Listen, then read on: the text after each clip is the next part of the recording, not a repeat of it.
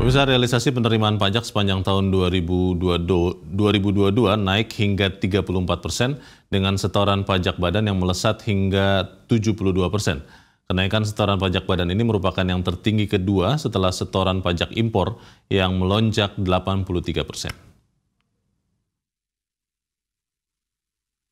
Kementerian Keuangan mencatat realisasi penerimaan pajak sepanjang tahun 2022 mencapai 1.718,8 triliun rupiah atau mencapai target APBN 2022 dan melonjak hingga 34,3% dibanding tahun 2021.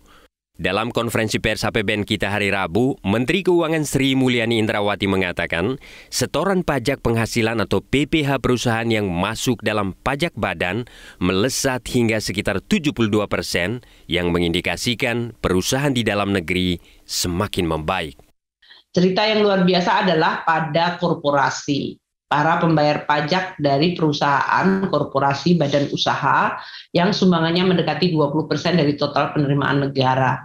Ini menggambarkan bahwa korporasi perusahaan mulai bangkit dan bahkan menyumbangkan penerimaan pajak yang luar biasa.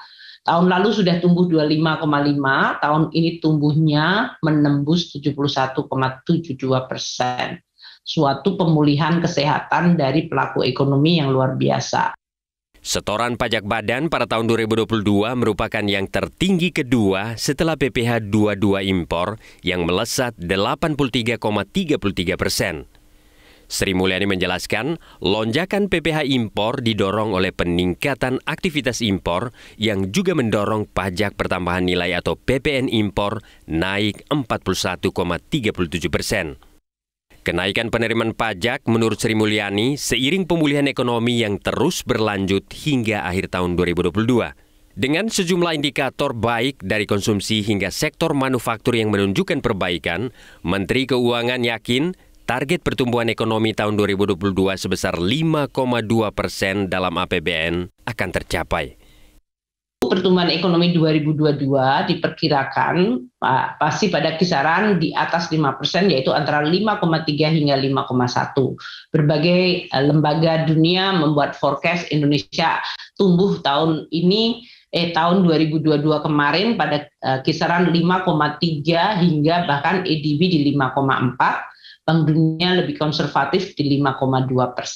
OECD sama dengan IMF dan Bloomberg konsensus yaitu forecast untuk 2022 ini adalah di 5,3.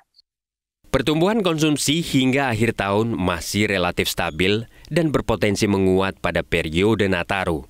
Indeks keyakinan konsumen masih tinggi dan berada di zona optimis. Belanja masyarakat juga terus naik, tercermin dari kenaikan Mandiri Spending Index. Pertumbuhan kredit konsumsi juga terus naik, serta indeks penjualan retail yang tetap tumbuh positif.